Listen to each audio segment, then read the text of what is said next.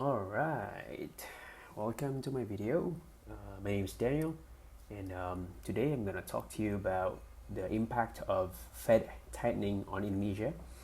So basically, I'm going to go through what it is, what is exactly what Fed tightening is, and also what happened and how it affects Indonesia, what did we do, and how or what we can learn from it. All right. So first off, so what is really Fed tightening? Well, Fed tightening happens when the U.S. central bank, the Fed, is trying to slow down the economy to fight inflation. Well, this is one of the common monetary policy tool that they can employ to fight inflation in the United States. Well, there are a couple of things that they can do, right?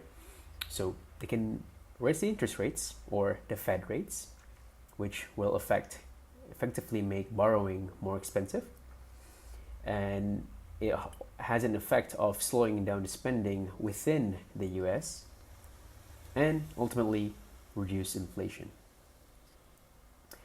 They could also do some quantitative tightening, which is basically selling bonds or any other activities that aim to reduce the money supply in the system internally within the United States, and having the same effect basically to reduce inflations. So what exactly will typically happen to the world whenever the Fed does this? Well, when the Fed tightens, the US interest rates go up, which makes investing in the US more interesting, you could say. So the investors will invest their money in the US market, which typically pull money out from someplace else, usually emerging markets, putting pressure on emerging economies like us, like Indonesia, which will lead to capital outflows, which I will explain in the next couple of slides.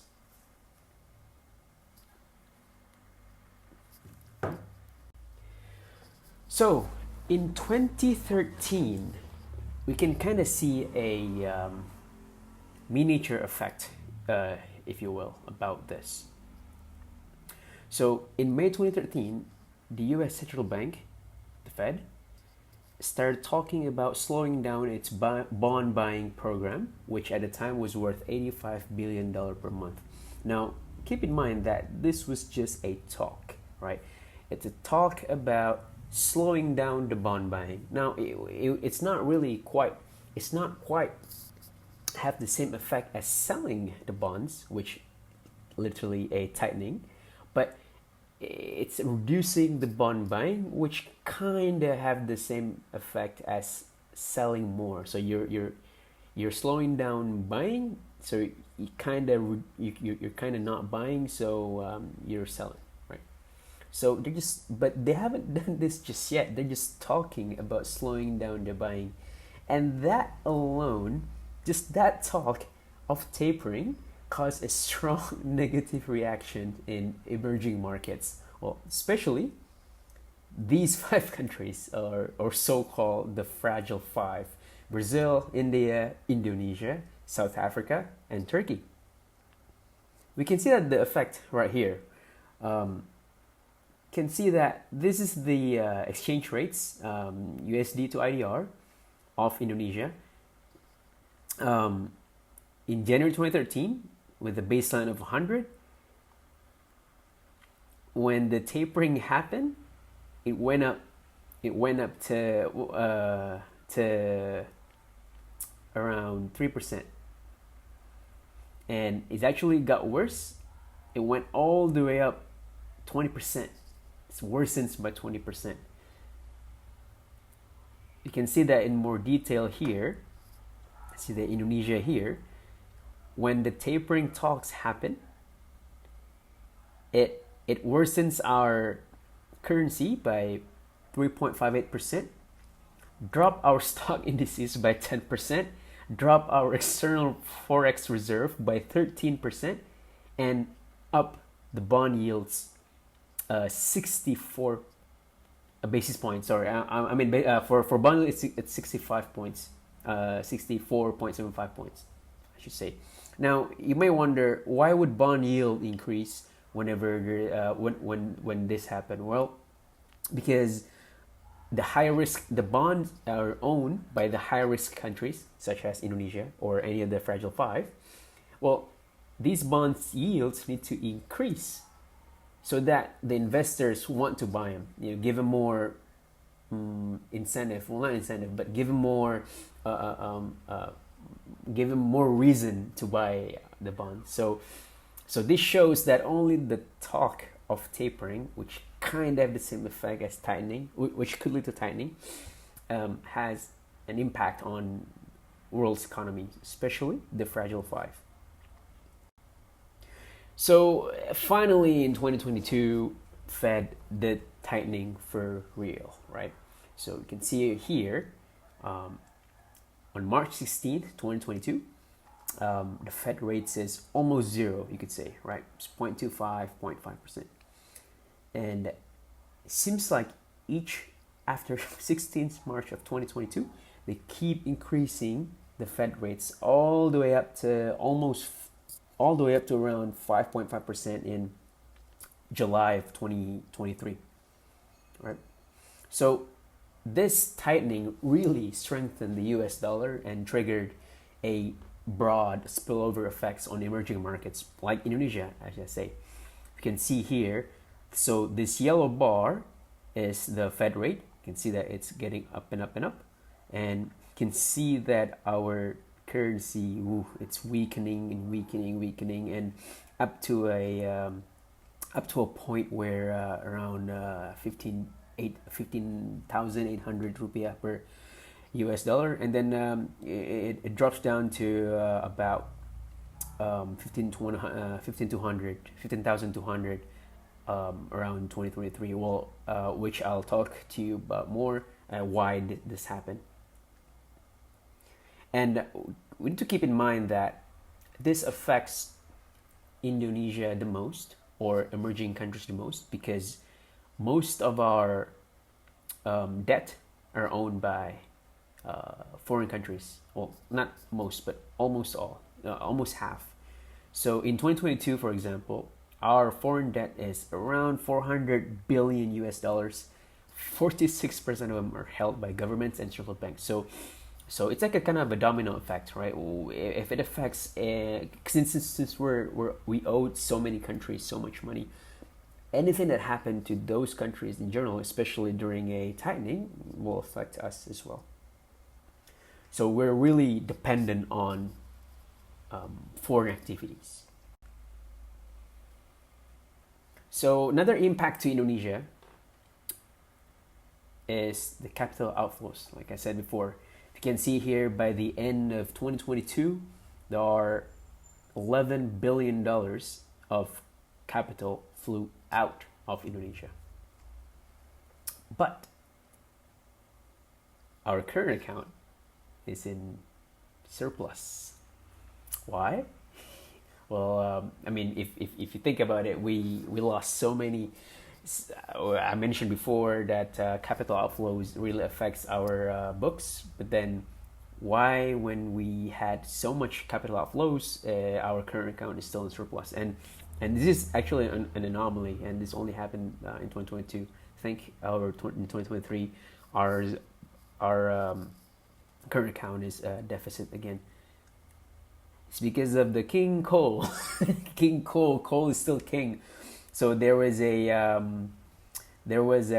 windfall, I guess you could say, that our surplus is thanks to these gentlemen in the coal business.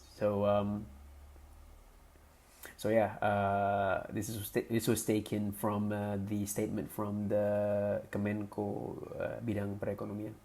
Okay. So coal helped us out back then. What else happened to Indonesia? Well, inflation went up from 3.55% all the way up to almost 6%, which is above the target, by the way. Our target at the time was 2 to 4%,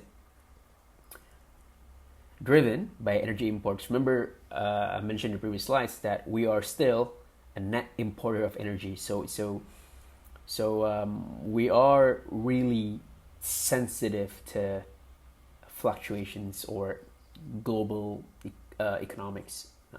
We're very prone to that. We're very susceptible on that. Also, our bond yield, as I said before, went up. It was 6.4%, around 6.4% here in early 2022, and it went up all the way to 7.5% in October 2022. So this really does have an impact to our bond yield. And subsidy increase tripled actually. It gets to 502 trillion rupiah, which is about $34 billion. So if this is the triple number, so before it was maybe $11 billion of subsidy, now we went up to $34 billion of subsidy. So just bad. Well, not necessarily bad, but which I'll talk more in the next slides, how we can combat this and how we keep it from spiraling out of control.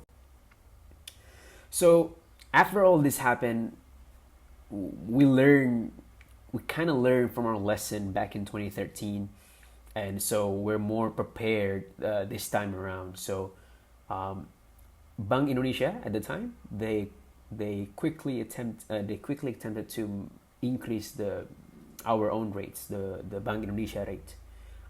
This was they increased the BI rate. This was done to narrow the interest rate differential with the US and reduce pressure on capital outflows to the IDR,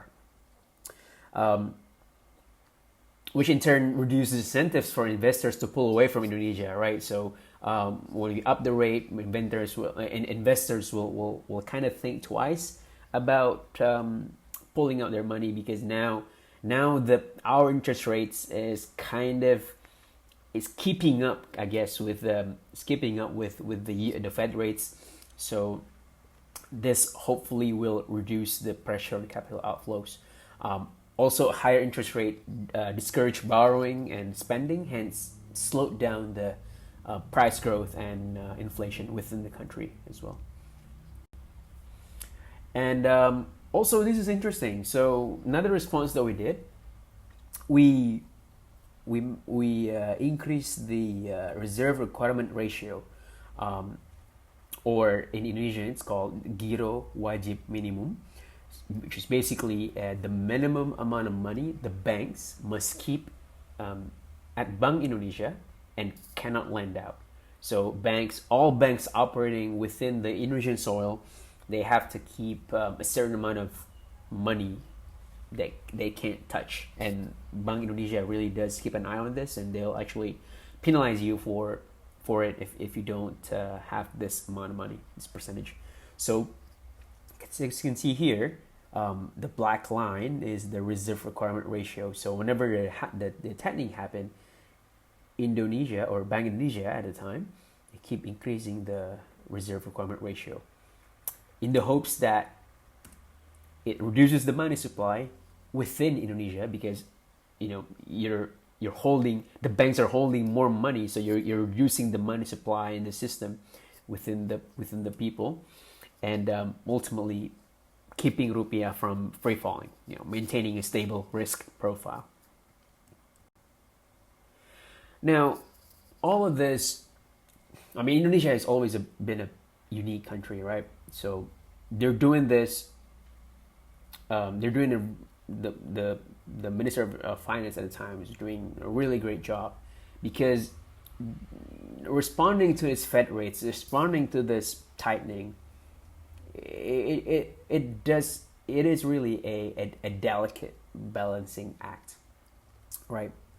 So we want to bring our deficit, right, at the time under 3% of GDP as part of Undang-Undang. It's actually, you can only have the deficit under 3% of GDP required by law at the time, except except during COVID, the early days of COVID, that you can actually not you can actually exceed this number, due to stimulus. You have to subsidize the people. But so we want to bring the deficit under 3% of GDP, but at the same time, we're still a net importer, right? And as I said before, global inflation, anything happening outside of Indonesia, it will have an effect here. In this case, it's inflation. So you need to subsidize the people to help them, right? But we still need to. But inflation, right? But you don't want inflation to happen, or if it already happened, you don't want it to spiral out of control. So, what did we do to attack this balancing act? Well, as I said before, in 2022 we had a windfall, kind of from high commodity export prices. So we were kind of helped by this, right? I took this from a report from BNP Paribas, which is one of a French investment bank. There was an increase in fiscal revenue, 2.7 basis points, to 13.5% of GDP, against the backdrop of rising commodity prices. So basically, we have an increased revenue because of whatever we imported outside Indonesia is more expensive. So we get that windfall. But we sacrifice also by cutting the spending on anything other than subsidy. So as you can see here, this light green line, during the tightening, energy subsidy went all the way up, and then every other spending went down. So we're talking social protection, health spending, education stays the same, as well as economic spending, but health and social protection took a big hit. So that was the government, the Minister of Finance at the time, thought it was a great idea, to sacrifice these things to preserve investor confidence while avoiding social unrest. So we don't want to really put our economy down the drain, but at the same time, you want to keep the people from rioting on the streets. So in that sense, we really did a great job back then. So ultimately, how did we do? Well, the Fed tightening tested the resilience of emerging markets. It really poses a challenge in how we as a country can survive, right? And as I said before, we're more prepared this time around compared to 2013, thanks to a more coordinated fiscal and monetary strategy. We moved quick. We had everything in place. I think, we dealt with this much quicker than how we did in 2013. However, it's always a however. The expanded fossil fuel subsidies reversed years of progress. So we've been making a progress for such a long time, and then thanks or no thanks to this tightening, we fortunately had to kind of reverse it back. We take a step back from that, and also took away resources from renewable energy investment, and ultimately slowed our momentum towards our climate goals at the time. So there's always a trade-off in economics. There's always a trade-off. You can't have it all. You can't have your cake and eat it too, if you know what I mean. So there's always a trade-off, and we felt at the time that this was the right trade-off to make. So what can we learn from this, and what can we potentially do? Well, we could try to redirect subsidies into target support next time. So we should, I think we kind of did this during COVID, but we need to do it again. I think if this happened again, we need to consider doing a survey and categorize citizens based on needs and give direct cash to the people desperately in need. This way, the government can ensure subsidies fall into the right hands. Excuse me. Now, the savings from the government got from redoing the subsidies this way can be used to improve public transport, promote clean cooking, and distribute more electricity in a remote area. Also, I think we should do mandatory green budgeting, where we target climate goals should be built into the national budget. It's not a luxury. It's not a you have to do it. Now, the program's budget cannot be cut or taken away even during high fiscal pressure, and that's the goal. And this framework, this green budgeting framework, must be built into fiscal planning at all levels with measurable indicators. Next up, I think we should enhance Bank Indonesia's green monetary tools, because we need to encourage Bank Indonesia to support eco-friendly banks and business. Could be through anything. It could be through favoring lending for clean energy or favoring lending for low carbon project. Basically, give them a cheaper loan if your project or have something to do with clean energy or low carbon project. And ultimately, finally, I think we should broaden the fiscal revenue base. Make tax collection more effective. Or introduce carbon tax. We need to broaden the fiscal revenue base, basically. Anything we could do. This will ensure a steady and possibly increase income, and hopefully reduce our over-reliance on unstable commodity price. Ultimately, we have proven as a country that it is possible to withstand a global monetary tightening without falling back on unsustainable economic habits. Right? A little setback is okay, but it's still unsustainable. But we need to be disciplined and think about the impact of now and what impact does it have to the later. We gotta think of the future, our kids, the next generations after us. Okay.